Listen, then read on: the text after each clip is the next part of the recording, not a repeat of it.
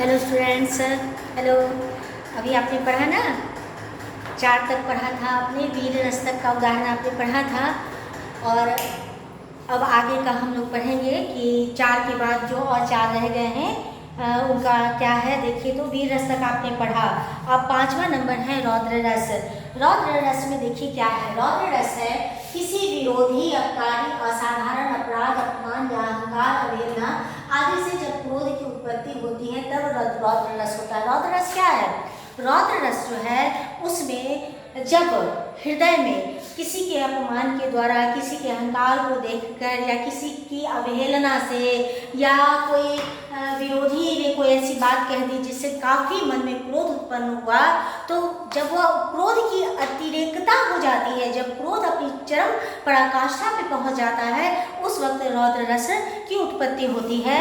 और इसका उदाहरण देखिए, रे नृप बालक काल बस बोलत तो ही न संहार, धनु ही सम त्रिपुरारी धनु विदित सकल संसार। यह आपकी पाठ्य पुस्तक में भी दिया हुआ है। यह उदाहरण राम लक्ष्मण परशुराम संवाद में दिया हुआ है कि जब लक्ष्मण बोलते हैं कटु वचन परशुराम को, तो क्रोध की अधिकता के कारण परशुराम उनको बोलते हैं, रे नृप बालक, अरे ओ राजा के बालक, मूर्ख बालक, तुम्हारा काल तुम्हारे समीप है, जिस वजह से तुम्हारी वाणी तुम्हारे नियंत्रण में नहीं है। क्योंकि इसीलिए यदि तुम्हारी वाणी नियंत्रण में नहीं है, जिसके कारण तुम इस शिव के धनुष को धनु ही बता रहे हो, तो इतना उनको क्रोध आता है। तो इस उदाहरण में रौद्र रस की उत्पत्ति है। फिर देखिए 6ठा नंबर, भयानक रस। किसी भयानक वस्तु को देखने, सुनने, किसी घातक परिणाम की कल्पना से मन में जो भाव उत्पन्न होते हैं वो भयानक रस है। भयानक मतलब कि किसी घटना के कारण मन में अगर यह बात हो जाती है कि अब इसका परिणाम क्या होगा, भयावह स्थिति का हो जाना, वैसी स्थिति में या किसी भयप्रद घटना को देख लेने से भी मन में जो भाव उत्पन्न होते हैं वह भयानक होते हैं। इसका जब उदाहरण आपके पास आएगा, आपको अपने आप समझ में आ जाएगा कि यहाँ पे भयानक रस है। उदाहरण देखिए, नभ से झपटत बाज नखी भूल्यो सकल प्रपंच, कंपित तन व्याकुल नयन नाव खेलियो नरंच।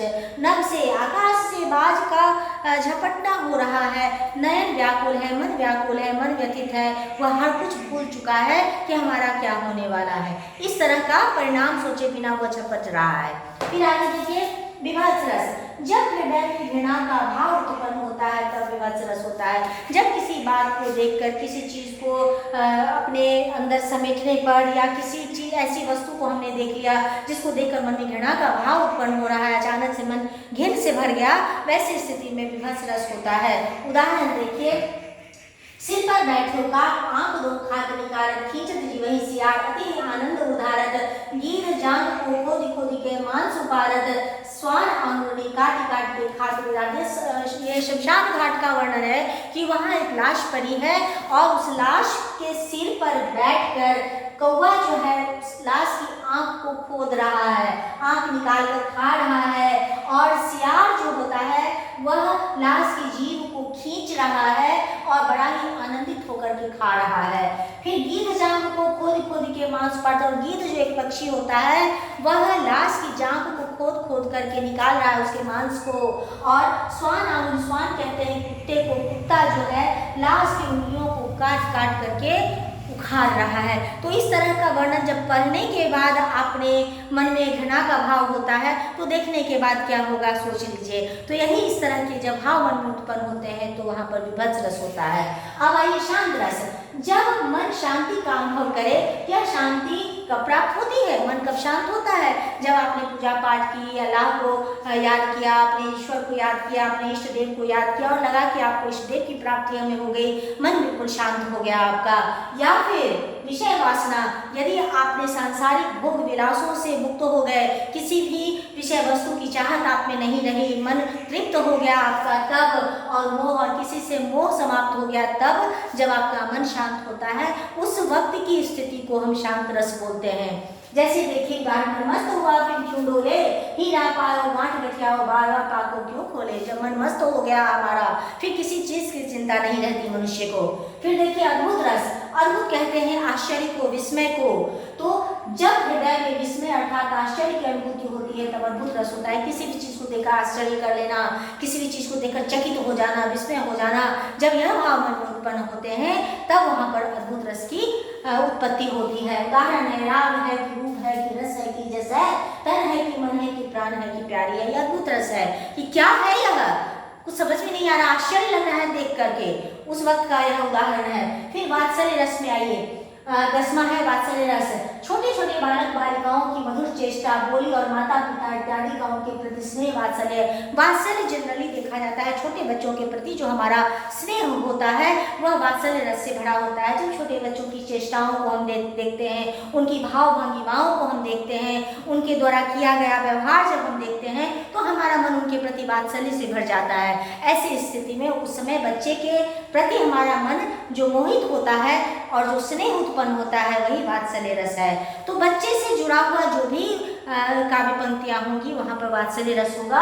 उदाहरण देखिए, जसोदा हरि पालने झुलावे, हर रावे दुरावे मल्हावे जोई सोई कछुरावे। यशोदा माँ जो है, माँ यशोदा कृष्ण के पालने को झुला रही हैं, उन्हें दुला रही हैं, कुछ जो मन में आ रहा है उनको लोरी सुना रही हैं। इस तरह से बच्चे की भावना से संबंधित कोई भी काव्य पंक्तियां आपके सामने आएंगी। लास्ट है 11 नंबर भक्ति रस। जब भक्त के मन में ईश्वर के प्रति भक्ति भाव पैदा होता है, जब आप देखिए भक्ति भावना कब पैदा होती है, जब ईश्वर के प्रति हमारे मन में भक्ति की भावना पैदा होती है, अपने इष्ट के लिए जब हमारे मन में चरम पराकाष्ठा पहुंचती है भक्ति, उस समय भक्ति की भावना जब उत्पन्न होती है वही भक्ति रस है। और इसका सबसे श्रेष्ठ उदाहरण मीराबाई के पद हैं। मीराबाई जैसा भक्त इस संसार में नहीं हुआ। मीराबाई ने जो कृष्ण के लिए अपनी उपासना दी, कृष्ण के लिए जो भक्ति दिखलाई वो आप सब लोग जानते हैं। उन्हीं का एक पद यहाँ पर उदाहरण में है। इन पदों के अलावा आप कोई भी दूसरा पद मीराबाई का दे सकते हैं, सब में भक्ति की भावना है। तो देखिए, मेरे तो गिरधर गोपाल दूसरो ना कोई, जाके सिर मोर मुकुट मेरो पति सोई। मेरे तो गिरधर गोपाल है, दूसरा कोई नहीं है। वैसा कृष्ण जिसके सिर पर मोर मुकुट है वही मेरा पति है।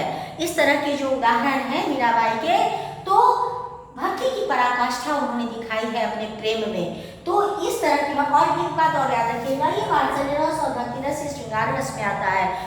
रस के 9 ही भेद हैं, लेकिन अलग से इनका भी सवाल आता है क्योंकि वो इंक्लूड है श्रृंगार में, तो अलग से इनका भी सवाल आता है, इनका भी सवाल आता है। सवाल आपने समझ लिया।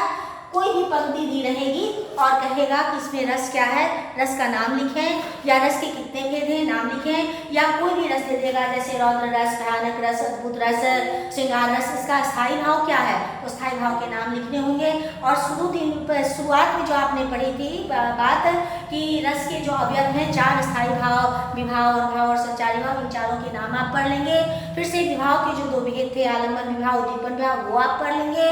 ये सब पढ़ लेंगे, आपको मैंने अलग अलग करके सारा बता दिया है, तो आप इसको नोट कर लेंगे, बार बार देखेंगे, बार बार पढ़ेंगे। ये नया टॉपिक है एक तरह का, तो आपको परेशानी नहीं होनी चाहिए। मेरा ख्याल है परेशानी नहीं होगी, आप देख लेंगे। इनमें से सवाल बोर्ड में आते हैं। और आज अब आपका यह रस का चैप्टर समाप्त होता है। तो थैंक्स, मेनी थैंक्स और थैंक यू।